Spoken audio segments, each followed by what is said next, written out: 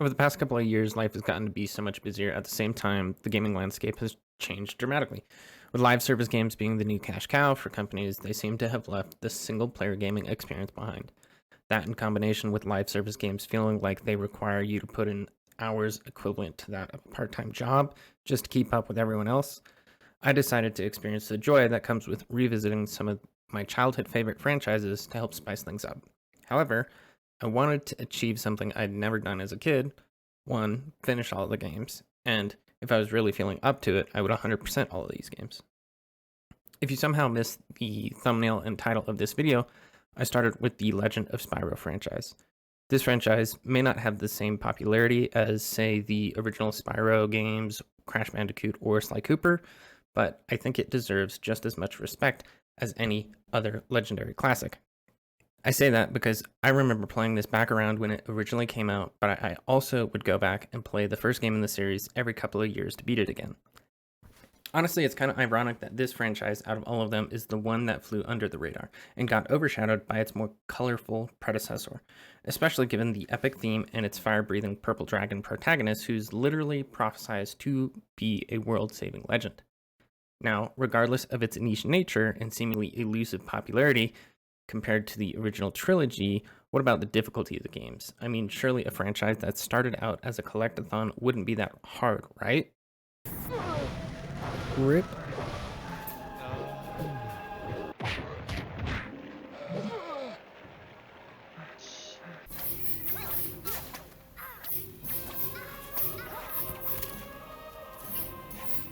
Bro, literally how?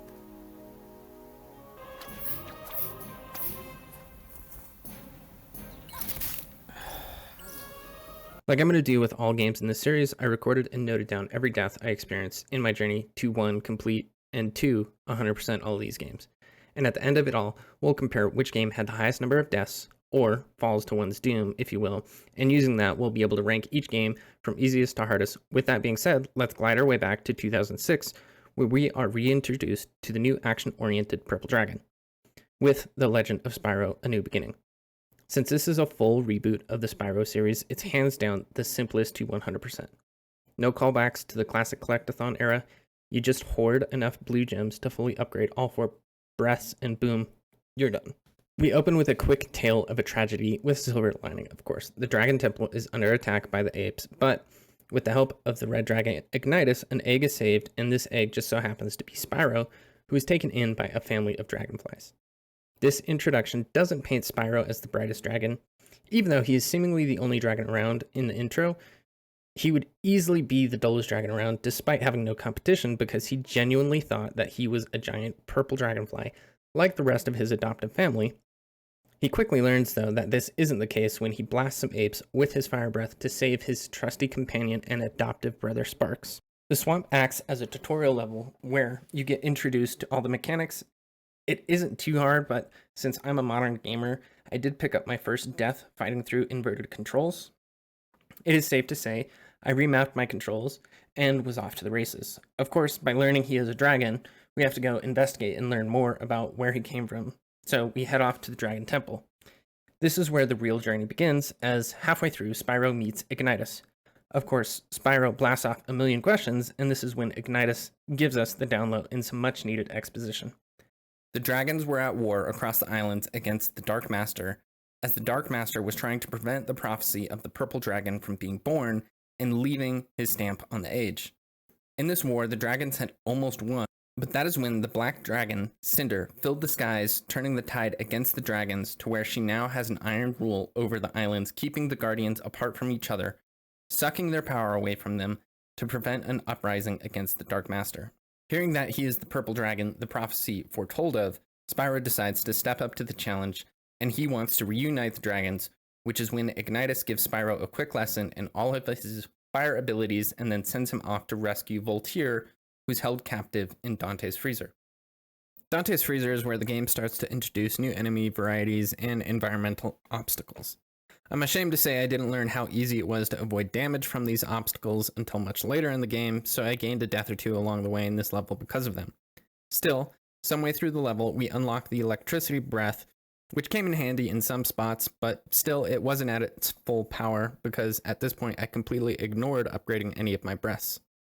Ignoring my breath upgrades at this point was a major mistake, as the boss on this level gave me more trouble than I anticipated. You have to skate around on some ice, which led to me sliding off the platform to my death too many times.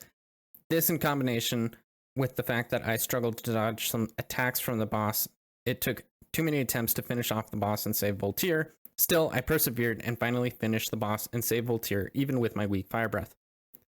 After saving Voltaire, you return to the temple with Ignitus, where we run through some training with Voltaire and unlock another aspect of the electricity breath.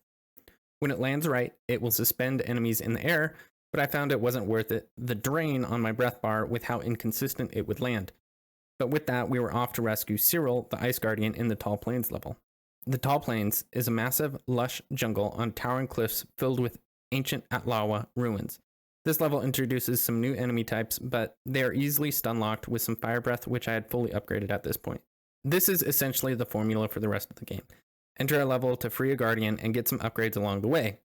Not long after starting the level, we help release Chief Kane from being held by Cinder's apes, but he wanted nothing to do with us. Still, we end up saving him again while we unlock the ice breath by freezing a waterfall, preventing him from falling to his doom. We then solve a few puzzles and leverage some water wheels to traverse the cliffs. After all is said and done, we get to the final Stone Sentinel boss, a massive stone golem god that the Atlawas worshipped. This boss was a breeze, and since we killed the Atlawas god, they begin to worship Spyro and Sparks, but since we're still on a mission to save the Guardians, we return to the temple to train the Ice Breath with Cyril, and then make our way to the Munitions Forge to save Terrador. The Munitions Forge is a hellish volcanic island turned industrial nightmare. Smokestacks, belching pollution, lava pits everywhere, and a massive volcano rumbling like it is about to blow. Before we can save Terrador, we have to save the Manweir-Smalls, adorable mole folk slaving underground to forge weapons for Cinder's apes. A few new enemy types are here, but none are insurmountable. About halfway through the level, we chase Steam, which is a new mechanic, a rail section, but it's not difficult whatsoever. After this chase, we come across a bell, which Sparks eggs Spyro on to touch, which briefly ends up with him getting stuck, but that doesn't last long as Spyro unlocks his Earth Breath. This is the most powerful breath, but it does drain your breath bar pretty quickly. Still, it's quite useful, especially when it comes to cheesing enemies off of ledges. We finally make our way to the final boss, Steam. This is a circular track arena. The first few phases are not hard, but the chaos of the fight ramps up towards the end. After defeating Steam, we have successfully saved Terrador, but Cinder crashes in, steals his power crystal, chases you out as the volcano erupts. Pure chaos. Amidst this chaos, Cinder ends up kidnapping Ignitus. So now we have to save him and face the final challenge that is Cinder in the concurrent skies and convexity. So, after Munitions Forge erupts, Spyro trains quickly with Terrador, and then he glides into Concurrent Skies.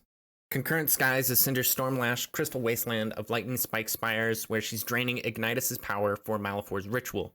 We run into leaders that smash gates and spawn soldiers, electric leeches that lurk in pools and pack a powerful zap, commanders that build barriers and unleash endless soldiers and leaders until you have defeated enough waves. Then there are multiple gauntlets where you fight multiple waves of soldiers, leaders, and conduits with some crystal brutes intermingled across the level. I can't forget to mention the countless Tesla towers that sweep spotlights across paths and shock everything in range. They can get you in trouble if you aren't careful, but I found them to be a great ally by baiting apes into their path. This all leads to the Electric King, a zappy reskin of Dante's Ice King. Same attack pattern here, we already mastered it, so not much of a battle. Finally, we make it to the top of the tower, the summit. At the summit, Cinder bursts in, one of the tougher bosses of this game, given her attack patterns, but after a few tries, I was triumphant. But that's not all she wrote. She snatches Ignitus' crystal and tears open the convexity void. As we rescue Ignitus, he reveals she's Spyro's corrupted broodmate, and that we need to stop her from releasing Malefor from his prison, so we end up flying straight into the convexity to prevent calamity. Convexity is an iridescent void with floating platforms, jellyfish schools, and whale silhouettes drifting by. To get to Cinder, we have to chain together some glides over bottomless gaps. I remember back when I was younger, this platforming felt damn near impossible, but this time around, it was mostly a breeze. But there was one close call with the jellyfish. Still, after finally making it to the altar, we take on Cinder for the final boss of the game.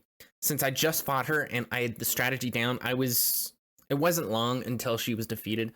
As she is defeated, her power fades, and Spyro realizes she truly is just like him, so he decides not to let the manipulation of Malefor prevent her from redemption, and he saves her from being sucked into the vortex to Malefor's prison. Having successfully won the day, this brings the first entry of the Legend of Spyro series to an end. So, with the game complete, what did my death count look like? My first death was in the swamp fighting inverted controls, as I had mentioned, but the rest of the level was a breeze, so no more deaths here. Same goes for the level flying to Dante's Freezer, but my streak of no deaths came to a quick end in Dante's Freezer. I had a total of 18 deaths, 5 of which came from the boss, 2 coming from stupid obstacle deaths, and the remaining 11 simply coming from being overwhelmed by a large number of enemies and mismanaging my health and breath.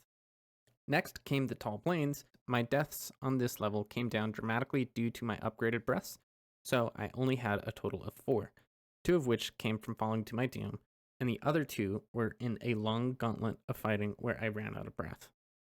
The munitions forge was a harder level than the tall plains, so I racked up 7 deaths here, but only one of those was actually from the boss. Concurrent Skies was about as hard as the Forge. I died from enemies 3 times, a wild fall out of nowhere, and then twice to Cinder. But that death to Cinder was my last death of the game, so after about 5 hours and 40 minutes, I had 100% of the game, with a grand total of 36 deaths, half of which came from Dante's Freezer. And honestly, I thought I would have less deaths in this, being it's a game targeted towards kids, but who knew? Soaring into 2007 with The Legend of Spyro, The Eternal Night, the sequel takes a darker turn, and the combat gets harder, along with the platforming. This game opens with a quick recap cutscene of what happened at the end of the last game. From there, the game truly kicks off, with Sparks hovering over Spyro like an anxious manager, so of course, Spyro doesn't get to enjoy saving the world and his broodmate Cinder, because Cinder decided she wants to move along because she doesn't belong. Of course, because we risked life and limb to save her, we chase after her. We catch up with Cinder, and Spyro just has to fall into a trippy dreamscape, letting her get away. In the dreamscape, we end up meeting the Chronicler. The Chronicler takes the place of Ignitus in this game, giving some much-needed exposition and lore bombs. The big bomb this time is the Night of Eternal Darkness. So what's the big deal? The big deal is that Gaul aims to resurrect the Dark Master at the Well of Souls using Cinder. Spyro wakes up power drained from the convexity, but we press on through the tutorial. Basic tutorial things aside, what does it take to 100% this game? This game is a little more return to form, as there's a little bit of collecting to do, specifically 5 red masks, 5 red dragon masks, and 5 green dragon masks, as well as 40 quills. Since I'm counting falls to one's death as an actual death, I anticipate this game is going to be quite a bit harder with all the collectibles in the mix. A part of the tutorial shows this game's new mechanic, and that's the ability to slow down time. For the majority of the game, I played without relying on it much, kind of similar to how I neglected the breath upgrades in Dante's Freezer in the first game, and I have some pretty major regrets about that, but we'll get to that later. Of course, chasing Cinder from here on can't be a walk in the park, as apes swarm the outside temple, and so the fight begins. The apes must have learned a little something new, as some new enemies have come along with them. Deathhounds. These are fast-moving enemies that will charge from afar, so every time they show up, I had to pay a little closer attention. After fighting my way through some of these enemies, we encounter some spiders too, which are kind of annoying because they require a ground slam to finish off, but it's mainly annoying in the bigger battles. Nothing too big early on. Not only did the apes learn how to wrangle some hounds, they also learned how to tame giant snails. These fights are kind of annoying as well, but grand scheme of things, they're not that hard. I didn't rack up any deaths here. The temple has 2 dragon masks, and one of which is red, one of which is green, as well as 5 quills. And let me tell you, these damn collectibles were a rude awakening for me. I died 4 times trying to get to the platform for the green mask, which made me regret my decision of counting falls to your death. But them's the rules, as I said when I first set out to accomplish this, so I'm counting them. But it's definitely a skill issue, so I did my best to keep track of normal and falling deaths. The boss in this level is the assassin, and this encounter isn't the only time that we get to fight him in this game, but he sure does get annoying. You have to perfectly time how much you charge fireballs to hit him at his ever-changing height while also dodging his projectiles. Luckily, I was nice and locked in this session, so I beat him first try after defeating Assassin. We get treated to a nice, happy cutscene where Spyro reveals the dreams he's been having, and so the Guardians decide to send Spyro off to the Ancient Grove. The Ancient Grove is where the game stops pretending to be gentle. The moment I step in, it is obviously this level's existence to test two things: my platforming discipline and my emotional stability. Everything is vertical, everything is green, and everything looks like it's just one mistimed jump away from sending me into the abyss. Right away, the grove leans hard into branching paths, not metaphorical branching paths, literal branches. Big wooden ones that Spyro is expected to hop across, while the camera occasionally decides to be an abstract piece of art. Combat is still present, mostly apes and pirates, and their upgraded nonsense, but the real enemy here is gravity. Gravity is undefeated and very confident about it. This is also where the platforming collectibles start demanding respect. The Grove has 8 quills and 2 dragon masks, and none of them are just sitting politely on the main path. Every collectible requires you to say, yes, I see that jump, but hey, at least if I miss my jump, I'll still live, right? But no, you won't. The game takes that away, and if you miss your jump, you end up falling to the void with a lovely death penalty for sucking. There's a section early on with waterfalls and rotating platforms where the game clearly wants you to use the time slow mechanic. I continued my streak of stubbornness and tried to do it raw. It worked, mostly, but this is where the regret seed gets planted. The game is absolutely fair about this. It gives you the tool and then watches you refuse to use it like it is somehow honorable. Combat-wise, the Grove mixes enemies into these narrow paths, which makes crowd control matter a little bit more. Getting surrounded on a branch or a small platform is a great way to get knocked into nothingness. I learned quickly to clear enemies slowly, reposition often, and never rush just because a path looks short. Short paths are liars. There's also a moment where you knock down a tree to create a new route, and naturally the game hides a collectible behind the tree that you just knocked down, which means you have to immediately turn around, backtrack, or you're going to forget that it exists. I didn't forget. I learned my lesson in the temple. Don't miss any collectibles. By the time I cleared the grove, I had all the collectibles and significantly less confidence than when I entered. The level's not impossible, but it's the first time the game makes it very clear that 100%ing is going to hurt a little bit, or a lot. Depends on how much you trust your thumbs. The ice stream is short, but it's important. It unlocks a new level of difficulty, which is creating ice platforms to jump across water, all in time before the original ice platform melts away. Luckily, you just get to take some damage if you fail, so it doesn't automatically add another death to my death counter if I blunder my jump. Once everything's collected and my blood pressure settled, we had to take on Arboric, a big wood and vine golem-like creature who can only take damage once you've hit every single one of his limbs or set every single one of his limbs on fire with fireballs. But it wasn't too hard. Victory against Arboric doesn't last long though, because we get captured and sent to the Belmuth Arena. There's only a brief moment of reprieve where we run into an old friend, Moliere, but seriously, I barely get a second to breathe before the game throws Spyro straight into the Blundertails fight. And they surely were not wearing any kind of kid gloves. No warm-up lap, snap break, just 2 giant scorpions with cannons for stingers and bad attitudes. These two are way tougher than they are alone because they cover each other constantly. If I tunnel one target, the other immediately interrupts like a toxic coworker in a meeting. The trick is simple but strict. I melee knock up one to pop open its claws, then I knock up the other and unload on the second while both are briefly vulnerable. Rinse and repeat until one is pancaked on the floor. Then I use a tail strike to squish it spider style. Once it is one-on-one, the fight calms down fast and I can finish. Simple doesn't mean easy. I added 4 deaths to the death count fighting these guys. After that boss check, Spyro gets stage fright and passes out into the Earth Dream. The chronicler speaks in cryptic language about not being able to choose our own paths rather than being chosen for us. But Spyro is disappointed in that either way, the chronicler helps Spyro reawaken the Earth Breath and train up on the abilities it unlocks for Spyro.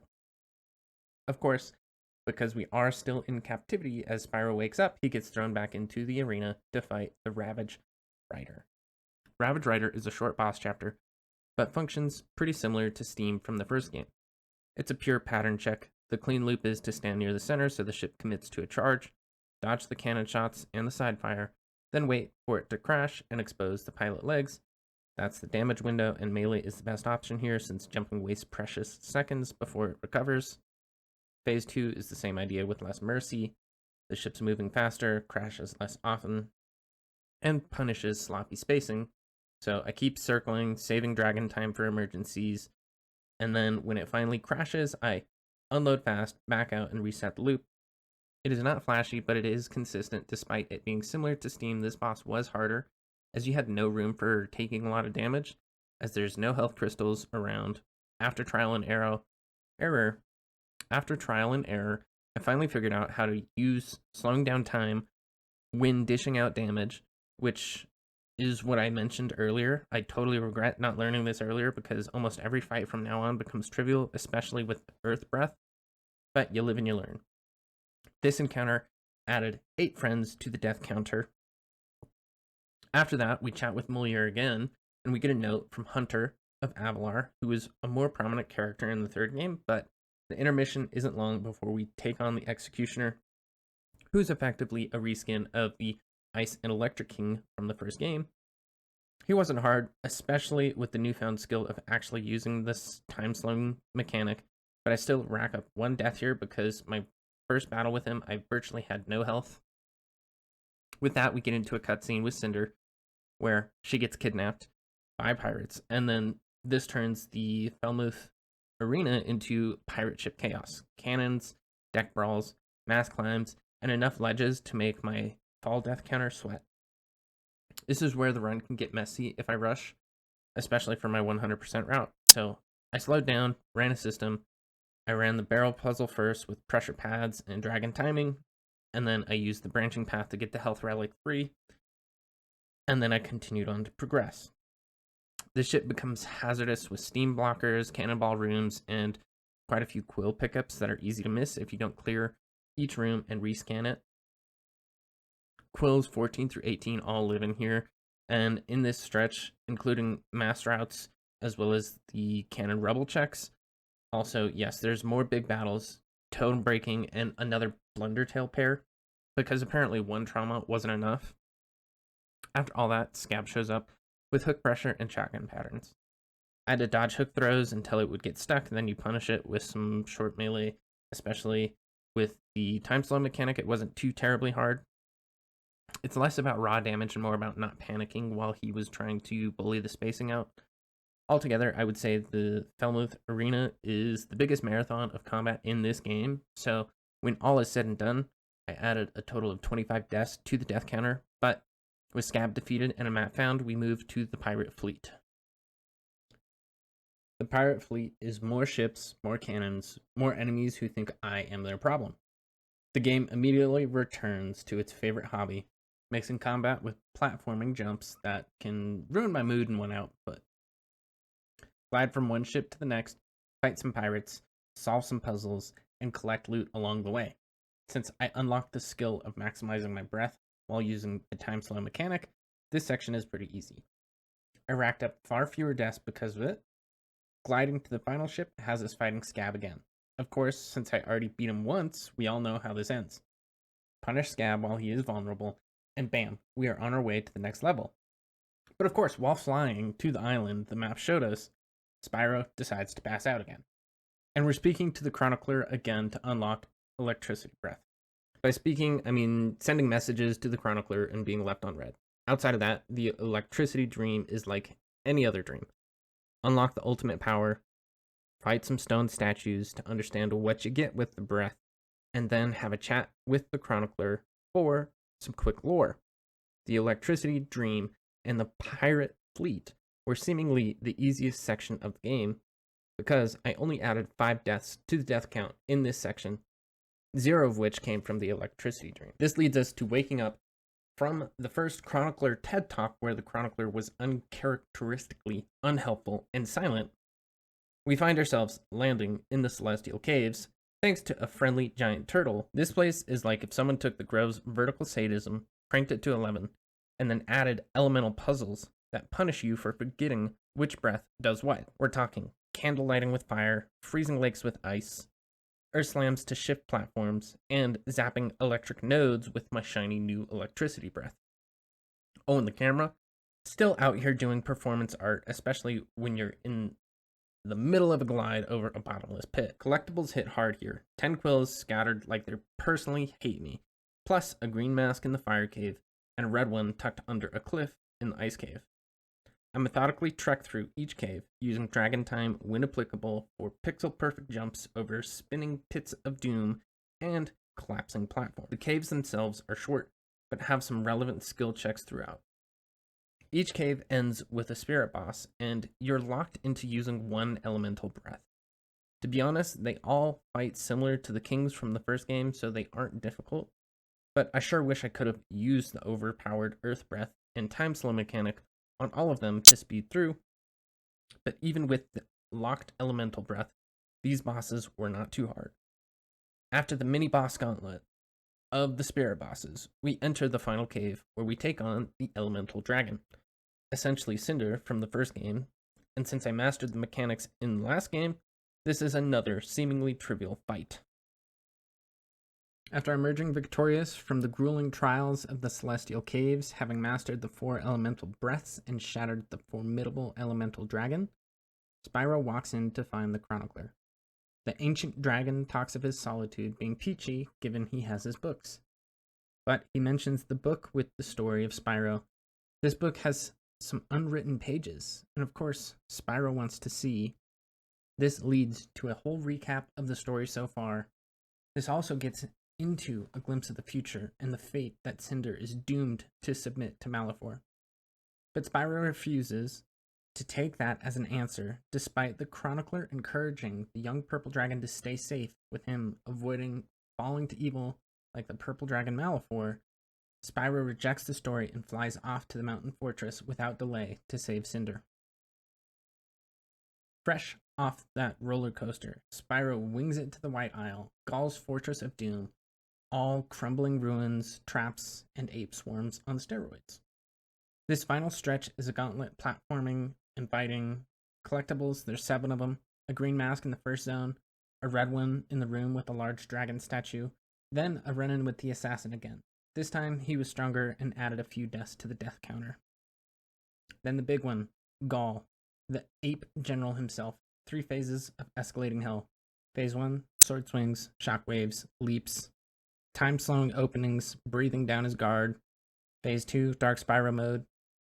Dodge lasers, tornadoes, and punish him when he grasps. Phase 3, Fury Blast. Immediate or eat arena-clearing beams. I've flubbed Phase 3 twice, but 3rd time's a charm. Fury connects, boom, credit.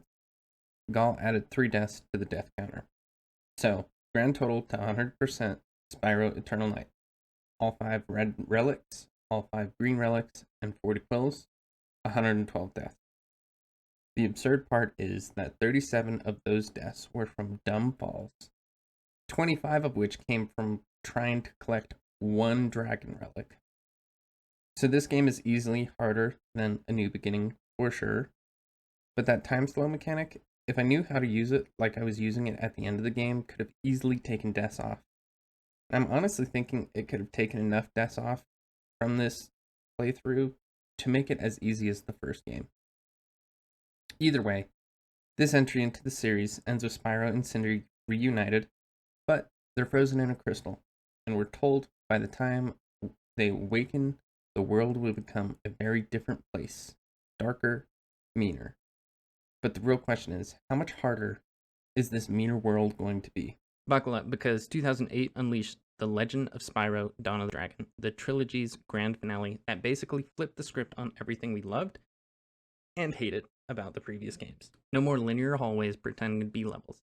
this bad boy opens up into massive explorable hubs where you can free fly like a caffeinated eagle, tag team with a fully playable Cinder. She's got poison breath that melts faces, wind that lifts enemies up for easy slams, shadow that corrupts groups into turning on each other, and fear that makes them cower like kicked puppies. Cinder's goth girlfriend energy is maxed out. Wall climb up sheer cliffs, unleash fury mode that paints the screen in explosive glory, combat evolves into a ballet of melee chains and breath fusions.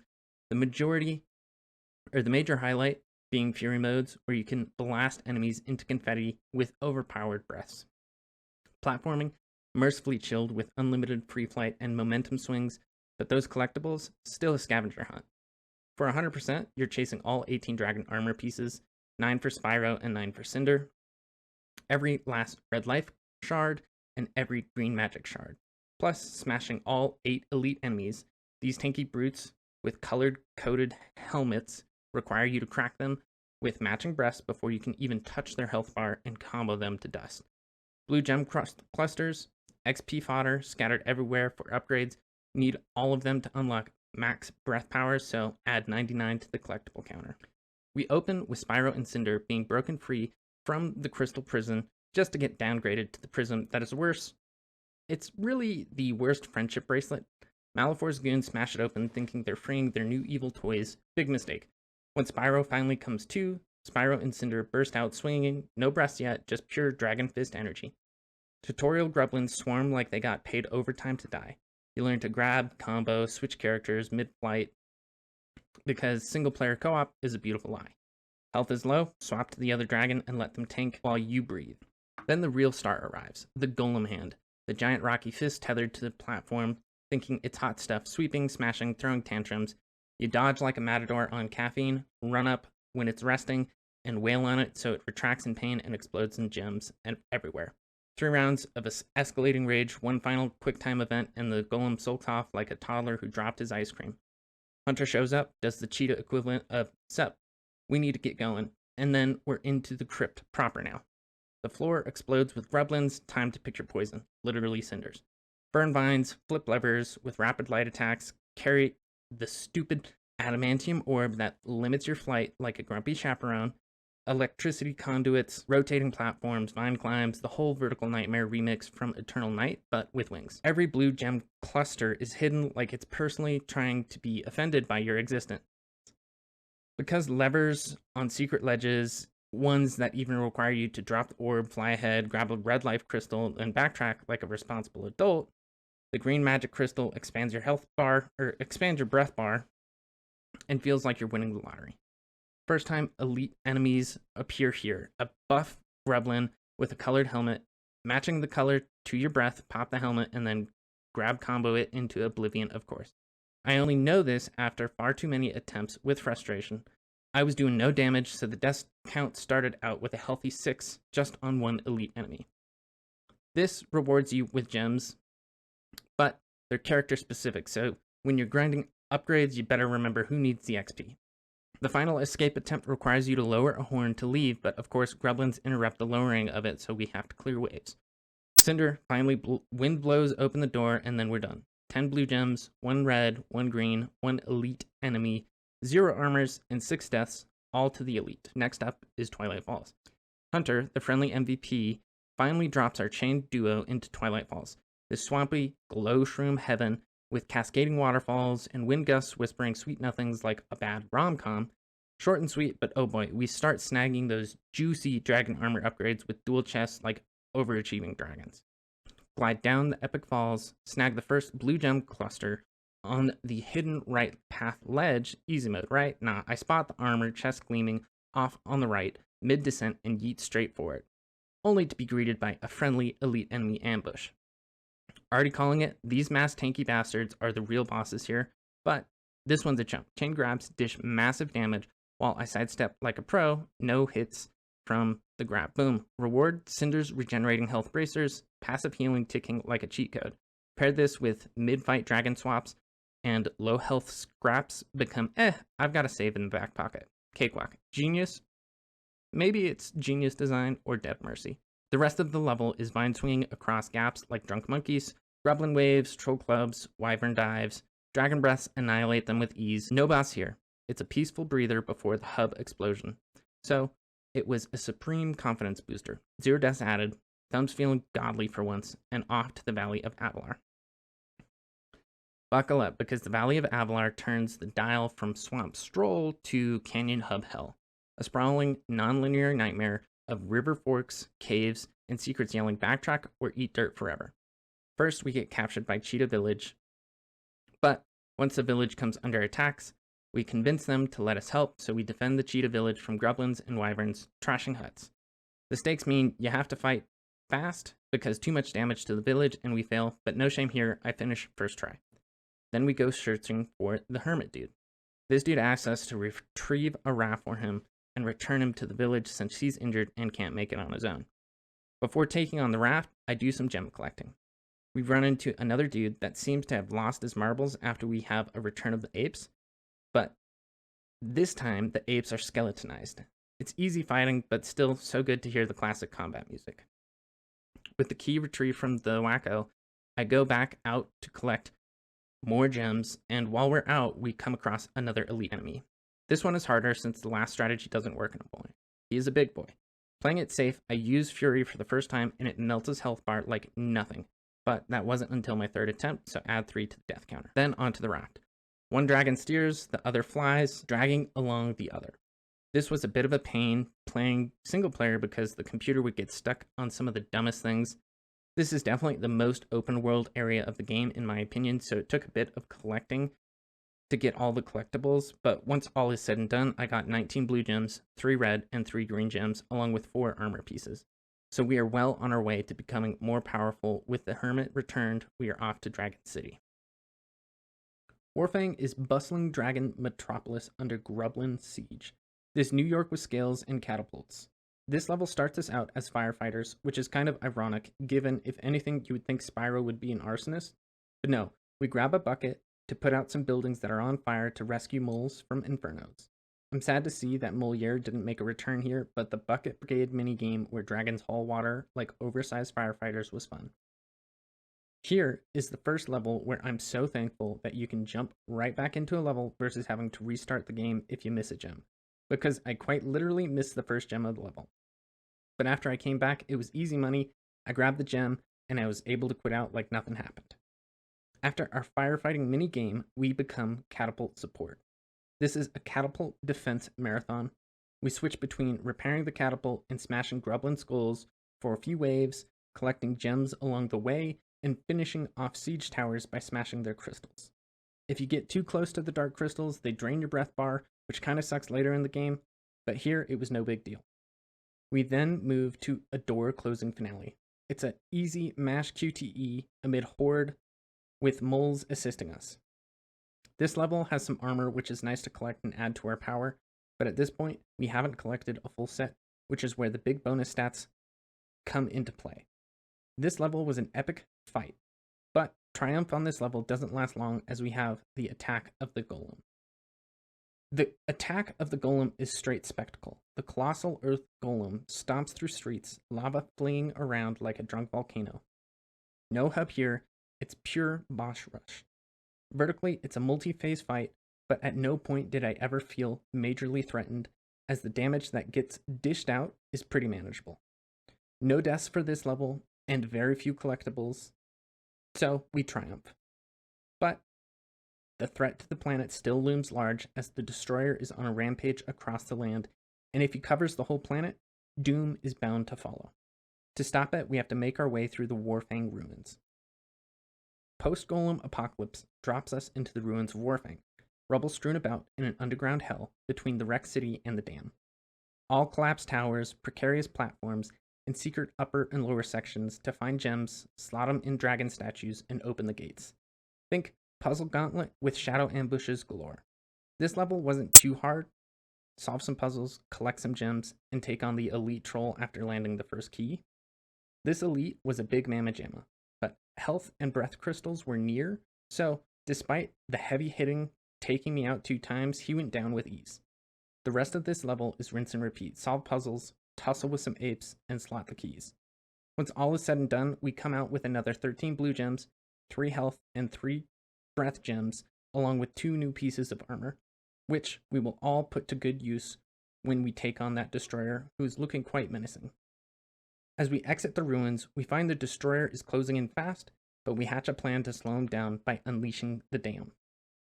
The dam is an industrial nightmare. This massive dam holding back a flood of doom for the destroyer requires us to sabotage pumps and grates with breaths. The crescendo of this level is a height-defying fight on the top catwalk atop a machinery. From firefighters to plumbers, these dragons are clogging the apocalypse. With successfully unleashing the dam, we thought we wouldn't have to worry about the destroyer, but the destroyer still rises.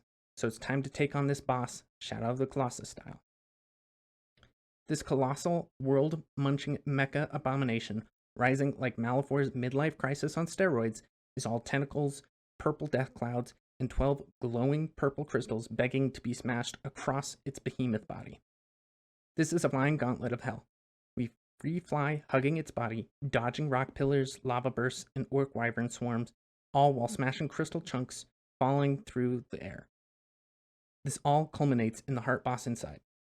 We dive in the mouth. Tunneling through, dodging lava pillars, we finally get to pummel the beating core till the casing cracks, and we punish it some more until the threat is stopped.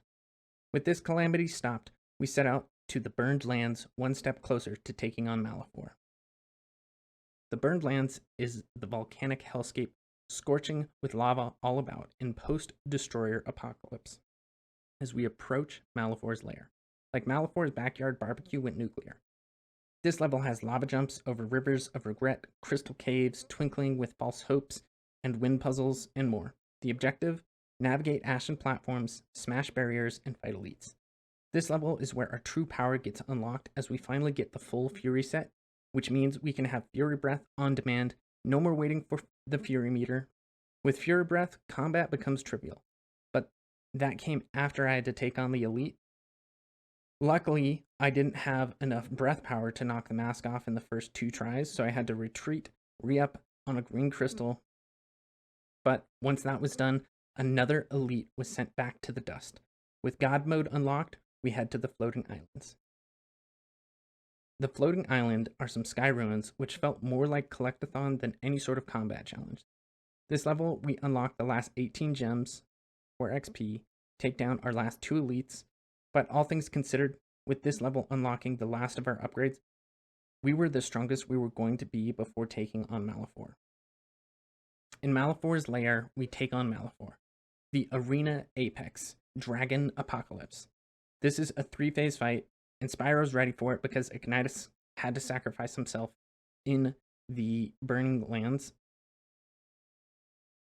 This fight was one of the hardest fights in the game outside of elite enemies. The final QTE event I screwed up 3 times, so I had to grit my teeth and play it safe to finally take down Malefor. Altogether, this was the hardest normal boss of the game, given the number of phases and minimal crystals to re-up your health and breath. It took me 5 deaths to finally finish him, which is one less death than the first elite enemy. After winning, we cut to the Chronicler. The Chronicler is retiring, and he's retiring to have Ignitus take his place. So Ignitus didn't perish after all. This was a pleasant surprise, and what also comes as a surprise is the fact that Spyro and Cinder did not end up sacrificing themselves when they take down Malefor. So, they are still out there somewhere in the world. Altogether, I think this game was a good conclusion to the series, but what about the difficulty of the series as a whole? Well, with elites laying down their masked punishment like tanky hall monitors, Dawn of the Dragon clocked in at a measly 16 deaths. Hands down the easiest in the Legends trilogy. This game ties with A New Beginning for least rage quit fuel though. Eternal Night, the vertical sadist smoked me for 112 deaths, earning its crown as the undisputed hardest. No contest.